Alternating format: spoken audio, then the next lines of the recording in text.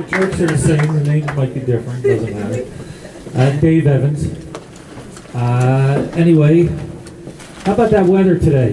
That really sucked. It's been getting nice lately, but it was cold for a long time. It was cold for a long time. The cold weather really bothers me, but what I like to do when it's cold is I like to use those electric seat warmers in my car. Right? But you got to be careful with them because if you sit on them too long, they burn your ass, and your ass starts to hurt. And the last time that happened to me, my ass hadn't hurt that much since I was a Boy Scout in Jerry Sandusky's troop.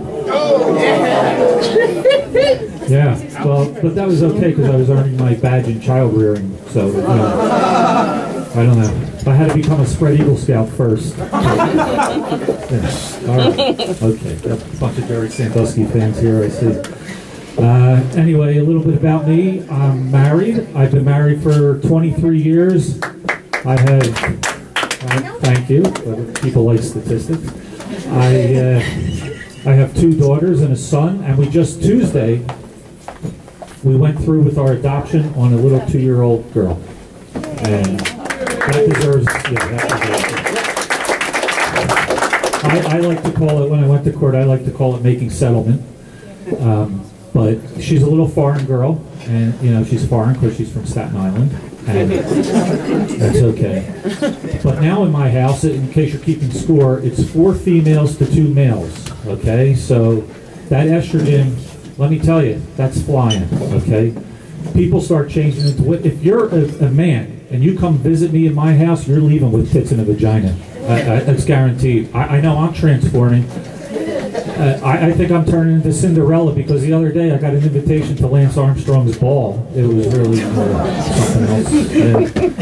And recently, more statistics, I just turned 50. And it's really hard for me to say I'm 50, but I am. And 50 sucks, let me tell you. Because here's an example. When I was 25, I would wake up in the morning, I have morning wood. Now I wake up, I have morning sponge. It's not really that nice. You know, this used to be like, you know, you're having sex, and now it's just, you know, you're cleaning the counter in the bathroom. You know, you do this one too many times, you start shooting Formula 409. It's not fun. But speaking of erectile dysfunction, I got an email the other day, told me my girlfriend would be much happier if I had a harder and bigger erection. I don't know how they found out, but I didn't even know I had a girlfriend. My wife doesn't know I have a girlfriend. I wish I would have known because evidently now it's too late, I can't get it up. But obviously what they're doing is they're advertising these male enhancement products. And they sell them everywhere. They sell them like at Walgreens and Walmart. I walked into Walgreens, I was embarrassed to ask for it because it's hard to ask the little 16-year-old high school girl at the counter where the harder and bigger dick section is. She said she doesn't date married men, but I don't know. Anyway, I'm a CPA. I'm from Cherry Hill, and I'm Jewish. I know it's hard to believe, a Jewish accountant, but it does happen. One of the good things about being an accountant is you get to meet a lot of different clients. A lot of my clients are old. They're old people, but they love coming to my office. They love to get their taxes done. I don't understand it. I think it's like an excursion for them. It's like a day out. You know, they wake up at like 4:30 in the morning, waiting for their 1 o'clock appointment in my office, and it's a day off from going to the doctor.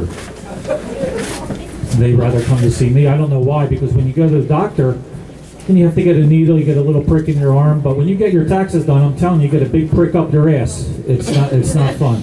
The IRS is screwing everybody. They screwed me, they screwed accountants, they screwed taxpayers. That's what they do. IR screw. Anyway, you might be wondering, and you might not be wondering, but I'm going to tell you anyway, why a CPA would start with stand-up comedy. Well, I saw a class like the one they have here, and it was cheap. You know, I'm a CPA, cheapest person alive.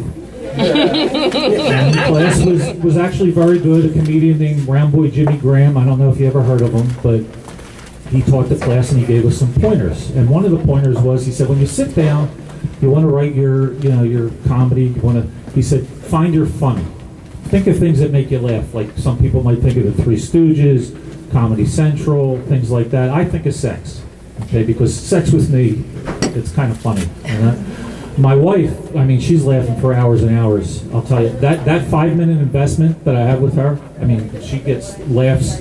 When I make other people laugh, she thinks I'm cheating on her. I'm telling you. Like, if she were here tonight, which she's not, so I can talk about her, she would think this was like a Roman orgy. I mean, I've made at least 3 people laugh, so, you know, cheating on her 3 times. The other thing he told us was carry a notepad, you know, something to write down your ideas. He said, better yet, and I see it on the table, he said, use your cell phone. Use the notepad app on your cell phone. I'm 50 years old, okay? I can't find that notepad. I didn't even know there was a notepad app. By the time I find it, I forget my idea, okay? And did you ever try to type on these things?